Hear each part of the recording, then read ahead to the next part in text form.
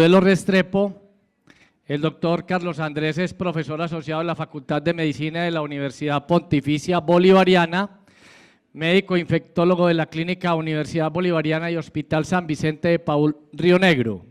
Es asesor del programa de tuberculosis y lepra de la Secretaría de Salud e Inclusión Social de Antioquia en convenio con el Hospital La María. Él estuvo por fuera un tiempo, va a debutar en el simposio del hospital. Esperamos que lo haga muy bien y que sea más cumplido. Muy bien. El doctor nos va a hablar de profilaxis preexposición al VIH. Doctor Carlos Andrés, muchas gracias por aceptar la invitación.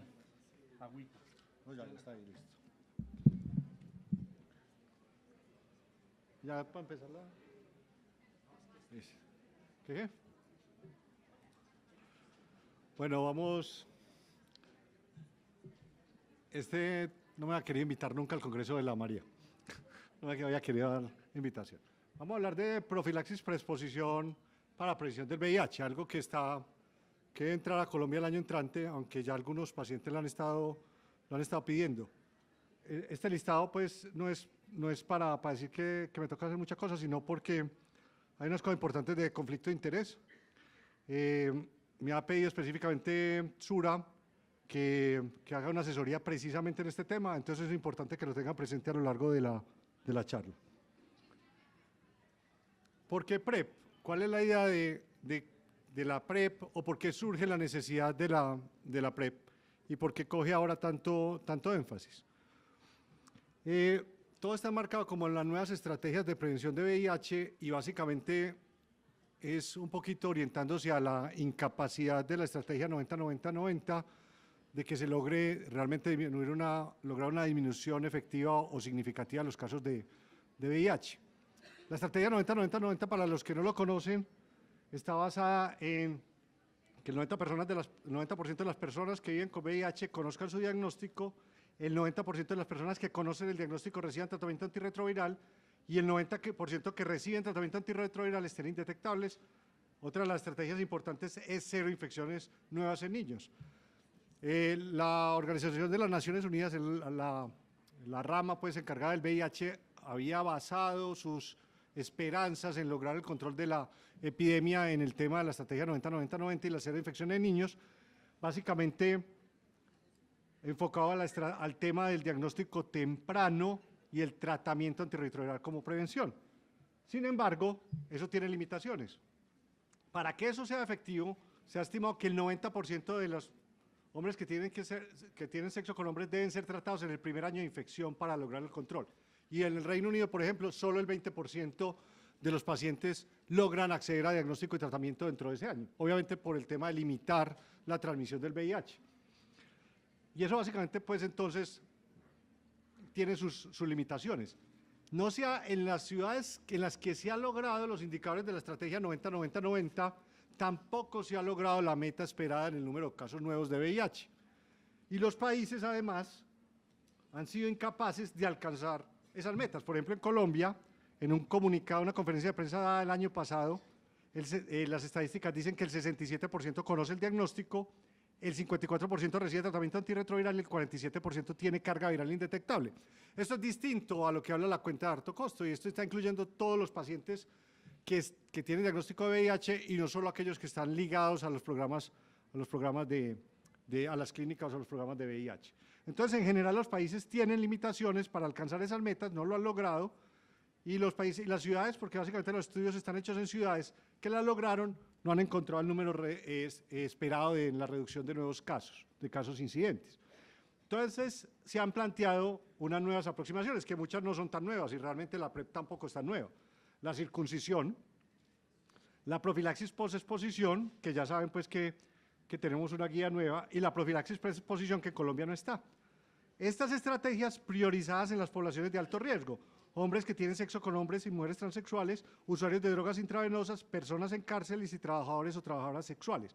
Y las estimaciones hablan que solo introduciendo terapia preexposición, pues se va a lograr una disminución significativa en el número nuevo de casos, esta línea roja. Esta simulación habla que realmente lo que va a lograr el impacto mayor es introducir en las estrategias de prevención la terapia preexposición. ¿Qué es terapia preexposición para los que no saben? Básicamente es dar tratamiento antirretroviral a todas aquellas personas que tienen actividades sexuales de alto riesgo para prevenir la transmisión del VIH. Y eso es independiente de la razón. O sea, eso pueden ser usuarios de drogas intravenosas, trabajadoras sexuales, etcétera. Buscando tener niveles adecuados en sangre y tejidos genitales antes de la exposición para disminuir el riesgo. ¿Qué consideraciones hay que tener o qué se necesita para que esa preexposición funcione? ¿Cuáles son los fundamentos? Primero, pues, que los antirretrovirales sean potentes, de rápida acción, larga vida media, además con pocos efectos adversos, que eso es lo que ya se ha logrado hace unos años. Que tengan concentraciones sistémicas importantes para evitar que los virus sean atrapados en los ganglios linfáticos y que logren alcanzar altas concentraciones en los compartimentos genitales. Se sabe que el tenofovir, y por eso ha sido como el pilar de la terapia preexposición, logra concentración en recto, que la emtricitabina logra concentración en vagina, pero no sabemos todavía cómo es el desempeño en pene. No tenemos muchos estudios sobre eso. Aunque hay estudios solo con tenofovir, ahora los vamos a ver, rilpivirina, maraviroc y unos nuevos, tenofovir y emtricitabina ha sido la terapia principal. Y no solo es oral, no solo es gel, como el estudio Capriza, sino que ya se está empezando a modelar el tema para cuando salgan los antirretrovirales de larga acción. Hay muchos trabajos con anillos intravaginales, y no solo eso, sino anillos, no solo para PrEP, sino anillos multipropósito, para prevenir el embarazo, por ejemplo, y también los implantes.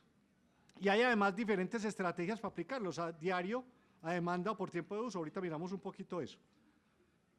En los modelos animales hay una evidencia que soporta no solo el PrEP diario, sino el PrEP a demanda, que es una de las estrategias que vamos a ver ahora. Es altamente protector, se ha demostrado en los modelos de simios, que disminuye 16 veces el riesgo si la primera dosis se usa de entre 2 a 24 horas antes de la relación, cuando es una relación rectal, que se logra una protección, un efecto protector menor, pero también logra disminuir 4 veces si se inicia hasta 2 horas después de la relación rectal, y que la protección mejora si se dobla la dosis. Esos son fundamentos para demostrar el beneficio de la terapia a demanda, pero y además también pues, el PrEP diario.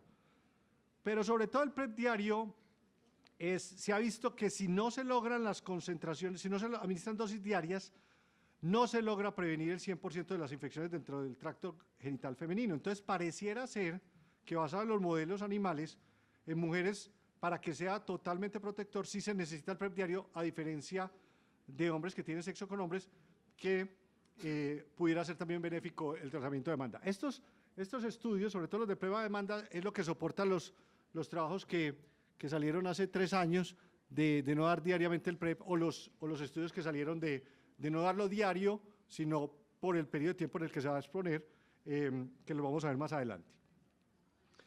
Les voy a hacer brevemente, porque no tenemos mucho tiempo, un paneo de los estudios que han salido. El primero fue el Capriza, que fue el estudio del gel de TDF de tenofovir en el 1% en mujeres en África, que mostró una disminución del 39%, pero cuando había pobre adherencia, pues obviamente esa protección disminuía. 40% de los estudiantes, de los participantes utilizaban el gel menos del 50% de las veces que se requería. Después salió el estudio VOICE, que no solo incluyó el gel, sino también un brazo de tenofovir y otro de tenofovir emtricitabina versus placebo, y esto generó pues como mucha preocupación, porque demostró que la eficacia, incluso se podían aumentar las infecciones cuando se daba la terapia preexposición oral, tanto con tenofovir como tenofovir emtricitabina, y que fue muy pobre la eficacia del gel. Eso generó muchos cuestionamientos alrededor de la terapia preexposición, incluso a mí también me los generó. Pero empezaron a analizar qué pasaba con eso. Básicamente el tema principal es la adherencia. Si uno no lo usa, pues eso no sirve. Y entonces programar el gel en mujeres africanas, donde ellas no son las que deciden, y pues probablemente también muchas en Colombia y en muchos otros países de medianos y bajos ingresos. Programar la relación sexual desde por la mañana es un poquito difícil para las mujeres. O sea, el gel lo decide usar la mujer, pero el que decide la relación sexual es el hombre. Entonces, era un poquito complicado lograr la adherencia en esos escenarios. La otra cosa es que había un gradiente entre el tiempo de aplicación y la relación la relación sexual en relación a las concentraciones vaginales en el tenofovir. Si se hacía la aplicación del gel muy cerca a la relación, la misma relación podía hacer que se disminuyeran las concentraciones y el gel perdía efectividad. Y la otra cosa es que parece ser que algunos pacientes o muchos pacientes tienen activación de la respuesta inmune innata que disminuye la actividad vaginal del tenofovir. Entonces eso también era otra de las explicaciones que se formuló para lo del gel. Pues entonces también, no después de esto, sino simultáneo a esto, surgieron los estudios de terapia preexposición oral. Y este es uno que es el IPREX, que nos golpea a nosotros mucho porque unos países vecinos fueron los que más pacientes incluyeron, hombres que tienen sexo con hombres y mujeres transgénero, y aplicaron tenofovir en tricitabina oral diario versus placebo, y este fue el estudio pues, que mostró que la terapia preexposición lograba una disminución bastante importante en la transmisión del VIH. Sin embargo, miren las adherencias, esto es importante. Si se lograra una adherencia correcta, el impacto sería todavía mucho mejor. Pero desafortunadamente, aunque no se vieron diferencias regionales, la mayor proporción de personas no adherentes eran de nuestra región, ¿no es cierto? En ese estudio. Y aquí se ve, estos fueron los pacientes que tuvieron infección durante el estudio. Mire, solo 3 tuvieron detección intracelular de tricitabina en sangre, en plasma, versus los pacientes que no tuvieron infección. Y se aplica para el tenofovir, para la tricitabina, en los leucocitos circulantes en sangre versus en plasma, que no tenían detección de niveles plasmáticos del medicamento, básicamente porque no lo están tomando, entonces se estaban infectando. Después vino este otro, que es el TDF, en parejas discordantes, heterosexuales discordantes en África, y este logró demostrar una disminución del 62% también. Entonces ya estaba mostrado el beneficio en hombres que tienen sexo con hombres, y en mujeres y en parejas heterosexuales discordantes se demostró el beneficio. El FEM en mujeres en África lo tuvieron que parar, porque no estaba sirviendo, probablemente por el tema de la adherencia, pero además también se pensó que como no se lograba la adherencia, pues las concentraciones en sangre eran muy pobres durante el tiempo, y eso hacía que, y pues básicamente, si yo no logro tomar el medicamento diario, como tiene menos difusión en el tejido vaginal aparentemente, el tenofovir, pues eso hace que haya menos protección y más infecciones. Entonces este estudio fue el que en clínico, ya no en modelos animales, dijo, si las mujeres no lo toman diario, eso no sirve. Y ahí está nuevamente el tema de lograr la adherencia en esos pacientes. El Partners, que se hizo en heterosexual en hombres que tienen sexo con hombre, pues demostró un efecto tan importante que el comité ad hoc, en este caso, sugirió la interrupción, pero por el beneficio, que los pacientes que estaban en placebo se les diera tratamiento. Para mostrarles que también hay evidencia, hecho en Tailandia, en usuarios de drogas intravenosas, con un efecto muy importante. Nuevamente el brazo, que ya les mencioné, para mostrarles el problema del VOICE en el TDF y en el TDF con entricitabina, cómo se aumenta la transmisión por la pobre adherencia, y básicamente los pacientes piensan que están protegidos porque están tomando el tratamiento, realmente no lo están tomando como debe ser, olvidan las otras prácticas sexuales protectoras y entonces se infectan más porque se confían de un medicamento que no tiene la protección porque no están tomando el medicamento de la forma que debe ser. Finalmente, de esta serie de trabajos, que se realizó en Londres, en el Reino Unido, pues lo lideraron y básicamente demuestra en pacientes sin el uso del condón, que se sabe que no usan el condón porque era el criterio de inclusión, que también hay una disminución importante en la incidencia en la prevención. Entonces, uno cerquita, que no es un RCT, pero es una corte que nos dice que también es efectivo, y este es de implementación en Brasil.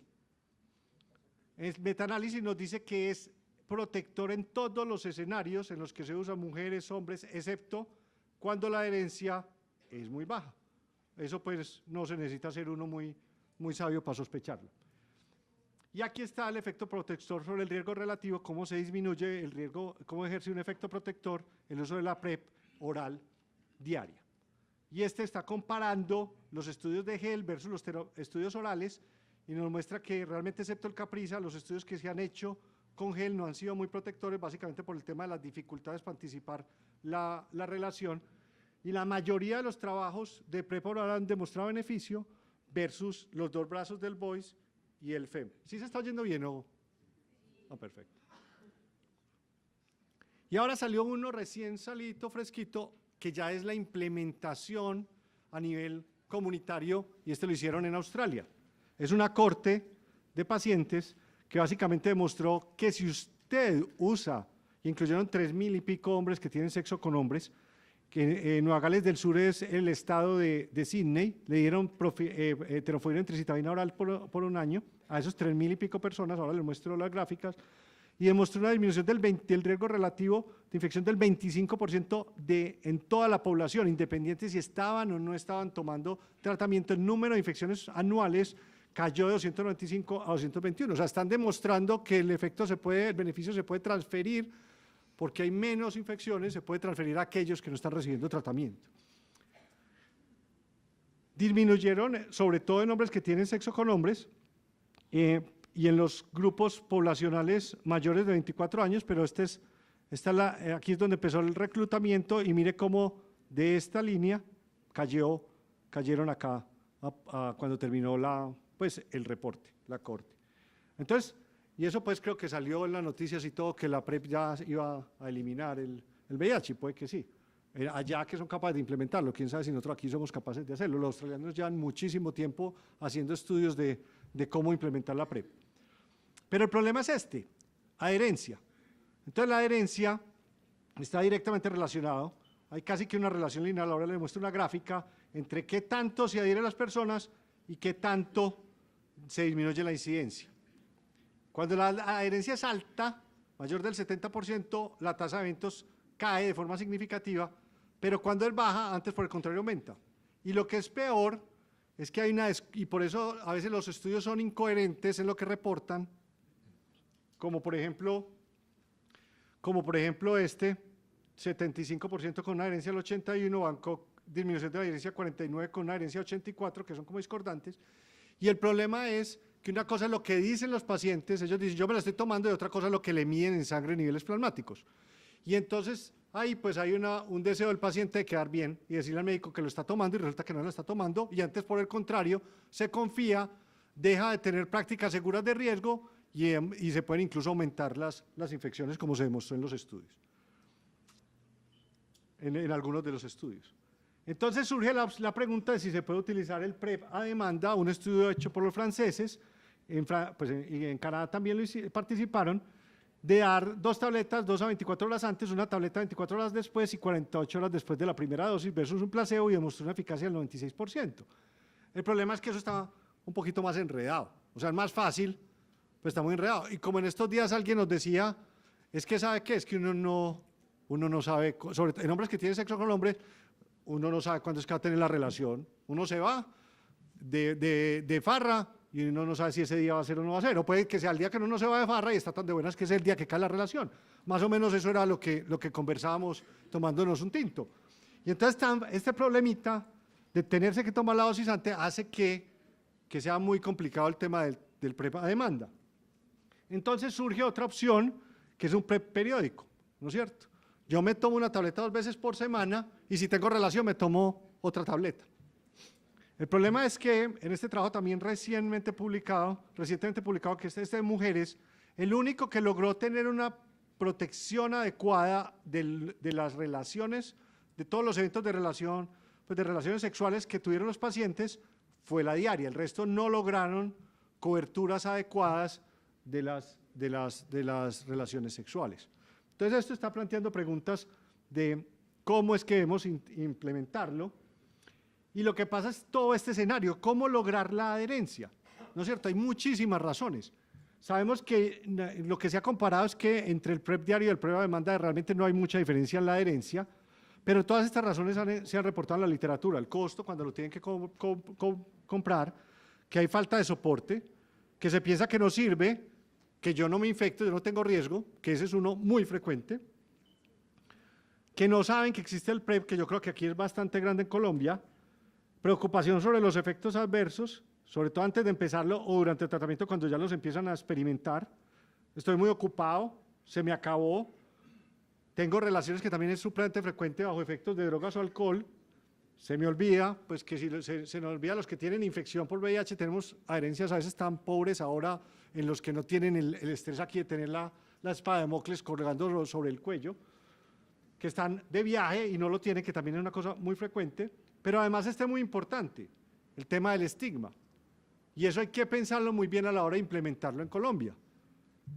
PrEP como signo de VIH, yo me lo estoy tomando, donde me vean que yo estoy tomando eso van a decir que yo tengo VIH. O si yo tomo eso es que van a decir que es que yo tengo conductas sexuales no muy juiciosas, no muy protectoras, ¿no es cierto? Entonces eso, el solo hecho de que la gente se dé cuenta que lo está tomando empieza a generar aprensión y estigmatismo estigmatización en el mismo paciente. Entonces estas barreras hay que considerarlas a la hora de administrar o incluir, de empezar a utilizar el PrEP en Colombia, y hay que entender el fenómeno localmente antes de decidirnos a hacerlos, pasar cómo lo debemos hacer. Esto es lo que les mostraba, aquí ya están todos pues, los estudios de orales y a demanda, y miren, es crítico el tema de la adherencia, y el tema de la adherencia es importante bajo todos esos aspectos que les acabo de mostrar, porque es el determinante principal y sobre el cual tenemos que, como tratantes nosotros los médicos, pero también como sistema de salud, definir las estrategias, planear las estrategias para lograr que la introducción de la PrEP en Colombia sea efectiva. Con los efectos adversos, ¿qué decirle a los pacientes? Entonces, hay más efectos adversos con la PrEP, ¿no es cierto? Sobre todo gastrointestinales y mareo. Ha habido casos de aumento de creatinina y disminución de la densidad ósea que no se consideran clínicamente significativos y revierten después de la suspensión del medicamento. Y esos efectos grado 3 y 4 no son estadísticamente significativos el aumento en la población, afortunadamente. Pero sí los efectos en general, todos los efectos adversos. Eso es importante que lo sepan a la hora, cuando ya el año entrante le empiecen a llegar los pacientes con PrEP, que lo sepan explicar. ¿Qué pasa con la resistencia, que es la otra preocupación?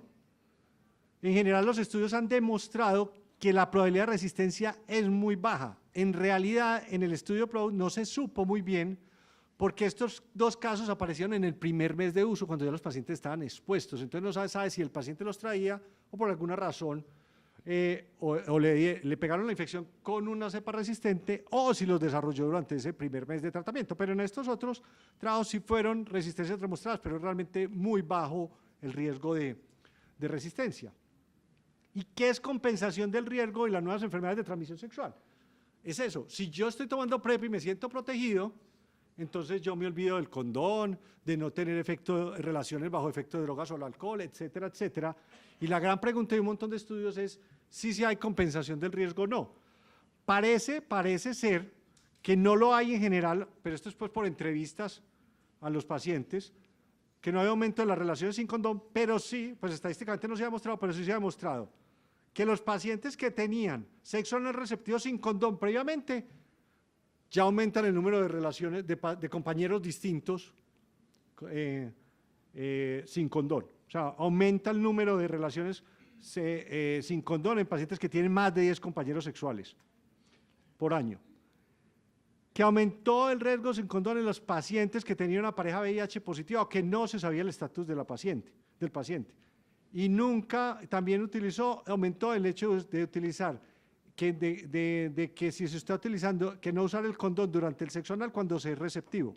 Entonces, pues aunque en términos generales no aumentó pues todas estas otras conductas de riesgo aumentaron, y esto probablemente está reflejando lo que sí se ha visto en los estudios, que hay un aumento de la infección rectal por clamidia. Entonces, los metaanálisis hasta ahora demuestran que sí cambian las conductas de riesgo y se aumentan los riesgos de infecciones de transmisión sexual y se deja usar el condón en los pacientes que están tomando PrEP. Esto también es importante que lo tengan presente para la educación que hay que darle al paciente. Puede que esto varíe muchísimo entre comunidades, entre distintas comunidades, no solo a nivel país, sino incluso a nivel regional o incluso dentro de las distintas poblaciones de riesgo.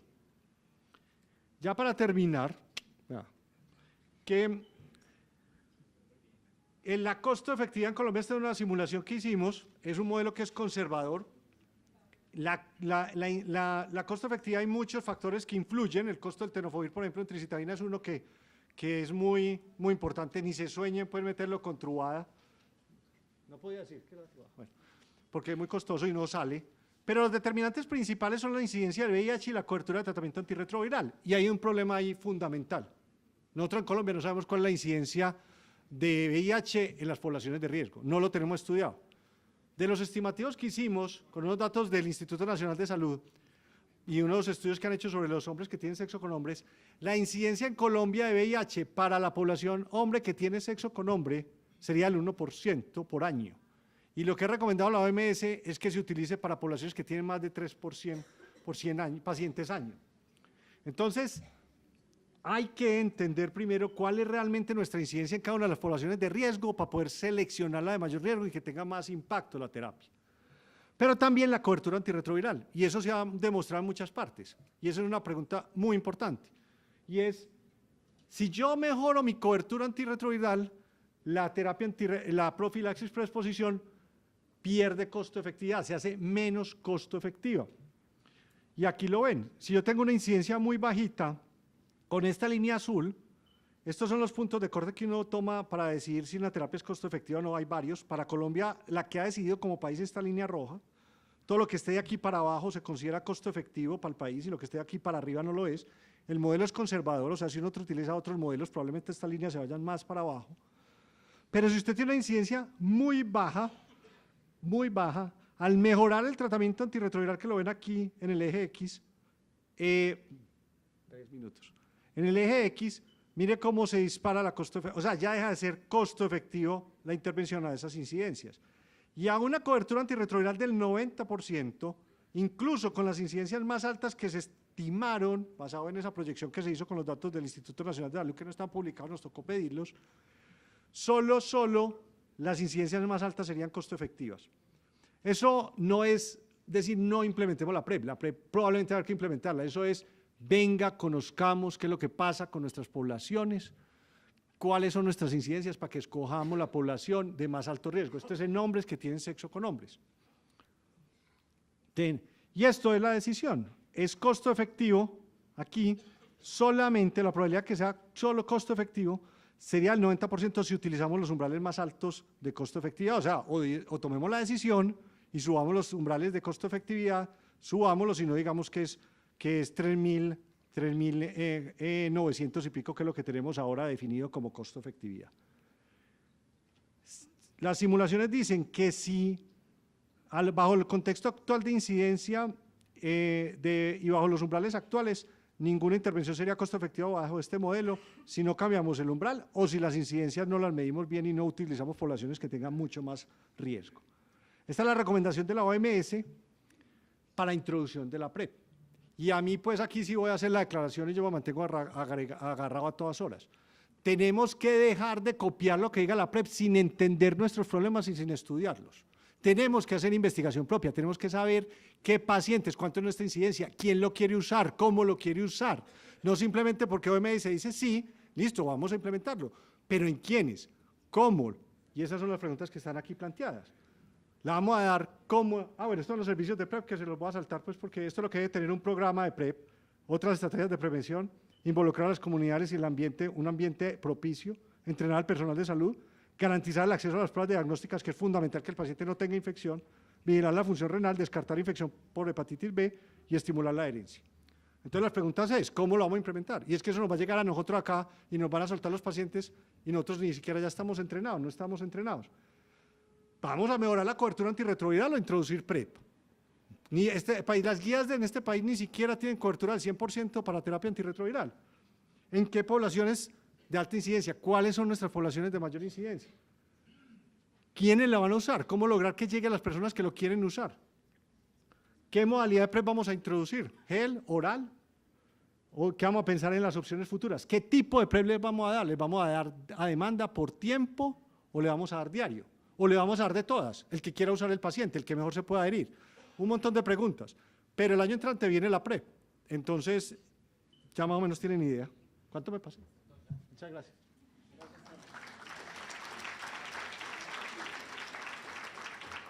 Uno solo. Bueno, vamos a continuar con el último módulo de 3 conferencias. Vamos a hablar entonces